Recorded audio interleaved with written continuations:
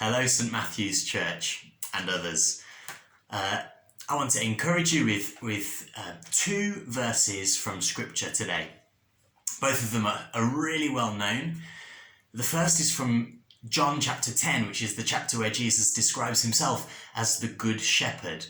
And he says the verse, "The thief comes only to rob and kill and destroy, but I have come that they may have life and have it to the full." Now, I don't know about you, but I feel like much of my life has been robbed from me. On the surface level, my summer holidays, or my right to go out and do things that I enjoy and socialising.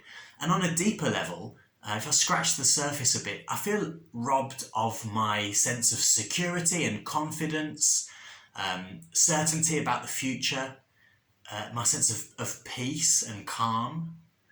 I go to the supermarket and I'm wearing a mask, and I guess I'm robbed of that sense of being able to just walk along any aisle without thinking if there's a gap or a space large enough for me to go and get my milk.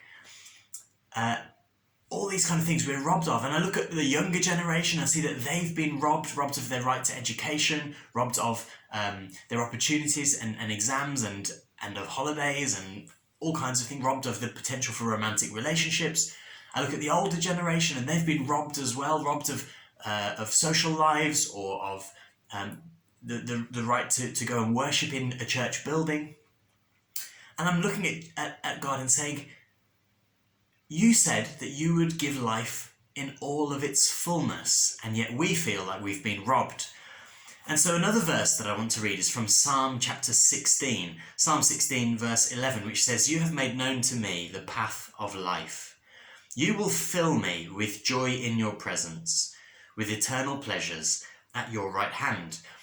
And that verse speaks of fullness, life in its fullness as well. It says that we will be filled with joy in God's presence.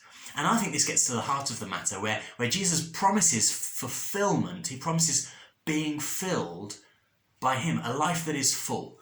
And I would like to propose to you that if you spend time in the presence of Jesus, that you will experience a fullness that cannot be robbed by the devil, that cannot be diminished by government restrictions, or by illness or bad news. That kind of fullness is here to stay.